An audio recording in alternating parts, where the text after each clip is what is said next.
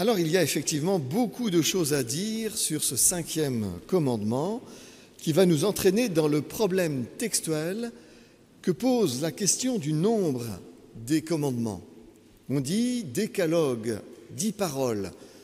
Mais est-ce que c'est vraiment 10 paroles que nous trouvons dans le texte ?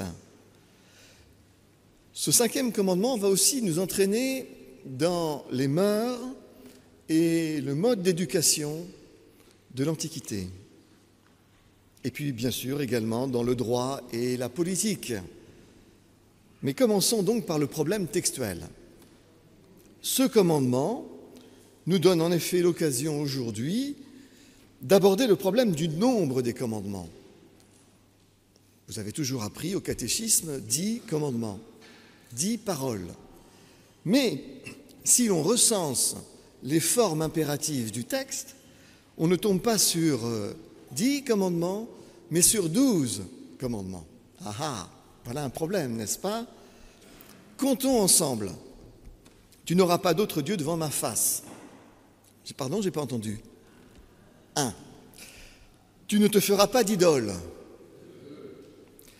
Tu ne te prosterneras pas devant elle. Tu ne prononceras pas ou n'élèveras pas à tort le nom du Seigneur ton Dieu.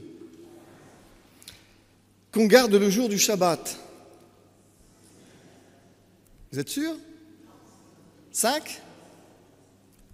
Honore ton père et ta mère. Donc ce serait le 6e, et non pas le 5e. Tu ne commettras pas de meurtre. 7. Il faut dire fort parce que sinon les gens qui sont en ligne ne vous entendent pas. Ils n'entendent que moi. Tu ne commettras pas de meurtre. Non, on en est toujours sur le 7. C'est un piège. Tu ne commettras pas d'adultère. Non, 8. Décidément. Tu ne commettras pas de rapt ou de vol. Tu ne témoigneras pas à tort contre ton prochain. Tu n'auras pas de visée sur la femme de ton prochain. Tu ne convoiteras ni la maison de ton prochain, ni ses champs, ni son serviteur, ni sa servante, ni son bœuf, ni son âne, ni rien de ce qui appartient à ton prochain. Vous voyez, il y a 12 commandements, 12 formes impératives. Alors, comment se fait-il que l'on parle de décalogue, de 10 paroles ? Eh bien, c'est que traditionnellement, on regroupe ensemble certaines parties de ces 12 impératifs. Les 2 commandements, le 2 et le 3, qui sanctionnent les idoles et leur culte, on les met ensemble, ça ne fait plus qu'un. Et on range la visée sur la femme du prochain ou sur les différents cas de convoitise dans la même catégorie. Et c'est ainsi qu'on obtient 10 commandements. Notons d'ailleurs qu'il y a une différence entre la version du Décalogue dans l'Exode et dans le Deutéronome. En Deutéronome 5, on interdit d'abord la convoitise de la femme du prochain et ensuite tout le reste. Et c'est l'inverse dans le livre de l'Exode au chapitre 20, qui place l'interdit de la convoitise de la femme après la maison. C'est un détail, mais en regroupant les 2e et les 3e interdictions et les 2 dernières, on arrive bel et bien à 10 paroles. Et voyez-vous, ce n'est pas évident quand on lit le texte, parce que le texte, lui, parle de 12 interdictions. Comment interpréter maintenant ce 5e commandement, puisqu'il revient à la place numéro 5, quand on a fait les regroupements dont j'ai parlé ? Comment l'interpréter ? L'auteur de l'Épître aux Éphésiens, au chapitre 6, vous avez entendu, déclare que ce 5e commandement est le premier qui soit accompagné d'une promesse. « Enfants, obéissez à vos parents, dit Éphésiens chapitre 6, car cela est juste, honore ton père et ta mère. » C'est le premier commandement accompagné d'une promesse pour que tu sois heureux et que tu vives longtemps sur la terre. Et vous, pères, n'héritez pas vos enfants. Est-ce que c'est vraiment une promesse, cette parole, pour que tu sois heureux et que tu vives longtemps sur la terre ? Est-ce que c'est vraiment une promesse ? N'est-ce pas plutôt une allusion à cette terrible menace de Deutéronome 21 que Xavier nous a lu tout à l'heure. Deutéronome 21, 18, qui fait planer une menace terrible sur les enfants indociles. Je vous rafraîchis la mémoire en vous redisant ce texte. Si un homme a un fils indocile et rebelle, qui n'écoute ni son père ni sa mère, s'il le corrige et qu'il n'écoute pas, le père et la mère le saisiront et le mèneront vers les anciens de sa ville. Ils diront aux anciens, « Voici, notre fils est indocile et rebelle, il ne nous écoute pas. » C'est un débauché et un ivrogne. On voit bien que le cas d'indiscipline est un peu plus accentué. Tous les hommes de sa ville le lapideront et il mourra. Tu élimineras ainsi de ton sein ce qui est mauvais, tout Israël l'apprendra et ils auront peur. Ah, on rigole moins dans les rangs tout à coup, avec ce cas où on voit bien les mœurs de l'éducation ancienne dans l'Antiquité. Cette terrible sanction de l'Antiquité où les parents avaient le droit de vie et de mort sur leur enfant n'est pas une invention du peuple hébreu. On la retrouve sur la belle stèle d'Hammurabi qui a été mise en forme probablement au 2e millénaire avant Jésus-Christ, que l'on admire au Louvre, que nous avons admiré avec les jeunes au Louvre au mois de juin. Ce code d'Hammurabi stipule au paragraphe 192 « Si un enfant de favori ou un enfant de femme publique dit à son père qu'il a élevé ou à sa mère qu'il a élevé « Tu n'es pas mon père, tu n'es pas ma mère », on lui coupera la langue. » C'est un peu radical, n'est-ce pas ? Paragraphe 193 « Si l'enfant d'un favori ou celui d'une femme publique a connu la maison de son père et a dédaigné le père qu'il a élevé et la mère qu'il a élevée, s'il s'en est allé à la maison de son père, on lui arrachera les yeux. » 195 « Si un enfant a frappé son père, on lui coupera les mains. » Voyez-vous, c'est dans ce contexte d'éducation brutale du Proche-Orient ancien, où les parents avaient, je le répète, droit de vie et de mort sur leurs enfants, que s'inscrit le 5e commandement du Décalogue. L'auteur du livre des Proverbes abonde également dans ses sentences qui explicitent la façon dont il faut éduquer ses enfants et qui valorise la correction corporelle, qui est interdite, je le redis ici, dans la loi française. Proverbe chapitre 10, verset 1, donne le ton.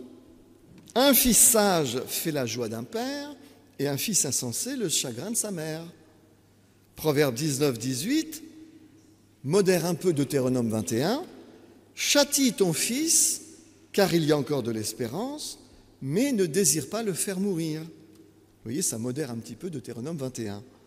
Proverbe 22, 15, légitime la punition corporelle.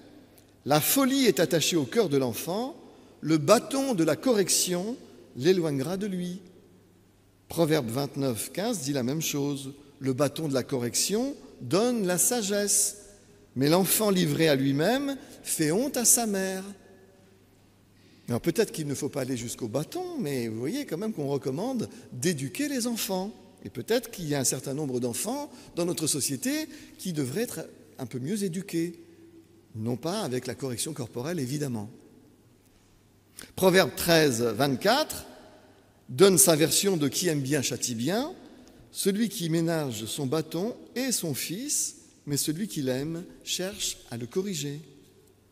Cette logique se reporte bien sûr sur l'Éternel, puisqu'il est le Père des humains, d'où la sentence de Proverbe 3, 12. « L'Éternel châtie celui qu'il aime, comme un père l'enfant qu'il chérit. » Vous voyez, c'est dans ce contexte d'éducation musclée, brutale, qu'il faut interpréter le 5e commandement, « Honore ton père et ta mère, afin que tes jours se prolongent et que tu aies du bien sur la terre. » L'interprétation d'Éphésiens 6 est du coup discutable, très discutable. Ce qui est en arrière-plan, c'est plutôt la menace de Deutéronome 21. Autrement dit, gare aux enfants qui n'honoreraient pas leurs parents ou qui les déshonorerait, la menace de Deutéronome 21 plane sur l'arrière-fond du 5e commandement. Ceci dit, il nous faut entrer maintenant dans la portée emphatique de ces titres père et mère qui ont une portée politique et sociétale. En effet, si père et mère sont concernés au premier chef dans ce commandement, les pères et mères selon le sang, les pères et mères de la famille, dans ce 5e commandement sont impliqués aussi les pères et mères symboliques et même les autorités qui représentent, nous dit l'apôtre Paul dans Romains 13, l'autorité de Dieu. Le commandement a une portée effectivement familiale, mais également sociétale. Dans le contexte des sociétés traditionnelles, les termes père et mère ont un sens plus large que le strict sens biologique. On donne dans la Bible le titre de père aux patriarches, les pères Abraham, Isaac et Jacob. Les généalogies bibliques remontent de père en père jusqu'à Adam et même jusqu'à Dieu. Les Hébreux du temps de Moïse, qui sont sortis d'Égypte, sont appelés dans la tradition biblique nos pères. Nos pères sont passés sous la nuée, dit l'apôtre Paul. Mais les titres de père et de mère se donnent aussi dans la Bible pour dire le respect, la révérence ou la filiation spirituelle ou intellectuelle avec celles et ceux qui font autorité. Élisée appelle son maître, Élie, mon père. Les serviteurs de Naaman le Syrien nomment aussi leur maître, mon père. Le roi d'Israël lui-même appelle Élisée, mon père. L'usage concerne aussi les femmes, dignes et honorables.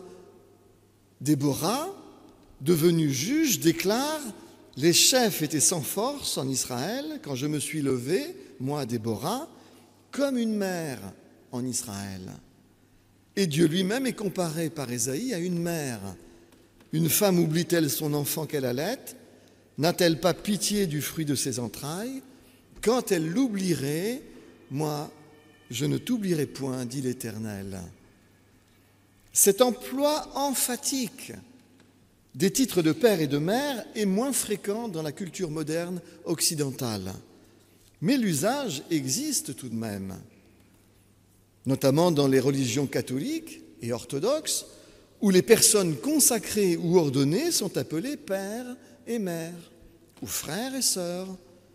Dans nos milieux protestants, nous regardons nos anciens, nos devanciers et nos réformateurs comme nos pères et mères dans la foi. Dans les églises africaines, on connaît bien cet usage, où on appelle parfois les pasteurs papa. Et j'étais très touché que certains ici m'appellent papa. Ça me fait beaucoup plaisir, très plaisir en français dans le texte. Mais l'usage se retrouve d'une manière aussi générale dans notre culture quand même moderne, occidentale, pour marquer la référence, la déférence, le respect, la filiation intellectuelle ou spirituelle. Dans le contexte du Proche-Orient, où est né le Décalogue, au 7e siècle avant Jésus-Christ, il allait de soi que le 5e commandement avait une portée emphatique et pas seulement familiale. « Honore ton père et ta mère » s'applique bel et bien d'abord aux parents, comme le dit le singulier dans le texte, « honore ton père et ta mère », mais les pères et mères symboliques où les autorités sont aussi inclus. « Honore ton père et ta mère » vaut pour les autorités symboliques ou spirituelles. Or, c'est là qu'il faut se demander si le texte de l'apôtre Paul dans l'Épître aux Romains, chapitre 13, ne lui a pas été inspiré par la méditation du 5e commandement. Je cite ce texte: « Rendez à chacun ce qui lui est dû, la taxe à qui vous devez la taxe, l'impôt à qui vous devez l'impôt, la crainte à qui vous devez la crainte, et l'honneur à qui vous devez l'honneur. » Une lecture superficielle de ce passage peut donner à penser que Paul écrit ici des choses extrêmement naïves ou conformistes. Elles constitueraient peut-être même la base de l'opium du peuple. Mais en vérité, Paul n'énonce ici rien de plus, rien de moins que le principe de toute loi, le principe de l'esprit des lois, dirait Montesquieu, à savoir que la loi vise à établir un ordre propre pour le bien de tous. Paul sait bien que l'abominable Néron, persécuteur des chrétiens, est l'empereur en exercice. Et il n'est pas non plus le dernier pour dire que les puissants qui ont crucifié Jésus ont agi comme des fous, ignorant la sagesse de Dieu. Mais Romains 13 n'énonce rien de plus, rien de moins que l'esprit de la loi, qui consiste à reconnaître que la loi et l'ordre qu'elle produit visent le bien commun, visent le vivre ensemble. Alors que faire, cependant, quand une autorité, parent, responsable, élu, se révèle déviante ou délirante? L'enfant victime des abus de parents indignes ou d'une autorité déviante, peuvent-ils honorer leur bourreau? Une communauté, un peuple, peuvent-ils honorer des pères et des mères indignes ou despotes? La réponse vient des apôtres Pierre et Jean dans le livre des Actes, au chapitre 5, verset 29. Lorsque les chefs exigent que les apôtres se taisent, ne parlent plus de Jésus,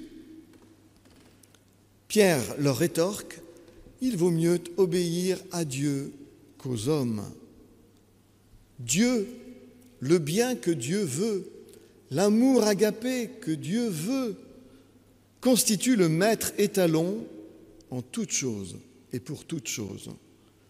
L'autorité qui s'oppose au bien et à l'amour que Dieu veut, ou au devoir que Dieu nous fixe dans notre conscience, cette autorité-là se met en porte-à-faux contre Dieu.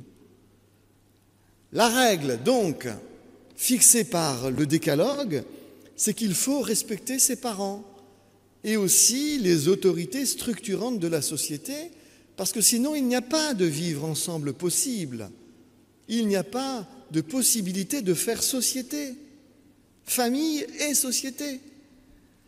Mais la contre-règle, en cas de déviance des autorités, est fixée par Acte 5, il vaut mieux obéir à Dieu qu'aux hommes. Alors évidemment, il ne s'agit pas que chacune prenne son point de vue pour le point de vue de Dieu ou interprète à la lettre les passages de la Bible pour dire qu'il faut aller à l'encontre de la société. Il faut aussi distinguer entre les intérêts personnels propres et l'intérêt de Dieu. Le dossier doit toujours être un peu plus étayé que par les on-dit ou les ressentis. Honore ton père et ta mère est la norme pour la famille et pour la société. D'où l'exhortation de Paul en Romains 13, « Rendez à chacun ce qui lui est dû, la taxe à qui vous devez la taxe, même si ça fait un peu mal en mettant la main dans la poche, l'impôt à qui vous devez l'impôt, la crainte à qui vous devez la crainte, l'honneur à qui vous devez l'honneur. » Mais rien ni personne n'a le droit de nous empêcher d'être et de rester fidèles à Dieu dans notre conscience. C'est ce qu'un petit moine, il y a un peu plus de 500 ans, avait compris à Wittenberg, en Saxe alémanique. Il avait compris que l'autorité, ses pairs et même le Saint-Père ne pouvaient pas tordre sa conscience, ne pouvaient pas l'obliger à pécher contre Dieu. Et ce petit moine a été suivi par des foules et des foules dans les siècles qui ont suivi, des foules et des foules de gens qui, eux aussi, n'ont pas voulu se laisser tordre la conscience. Il vaut mieux servir Dieu, écouter Dieu, que les hommes quand ils sont déviants. Et aujourd'hui, en ce dimanche de la Réformation, nous honorons nos pères et nos mères dans la foi qui nous ont transmis à nous aussi cette liberté du chrétien. Aujourd'hui, nous rendons honneur à ces pères et ces mères dans la foi. Amen.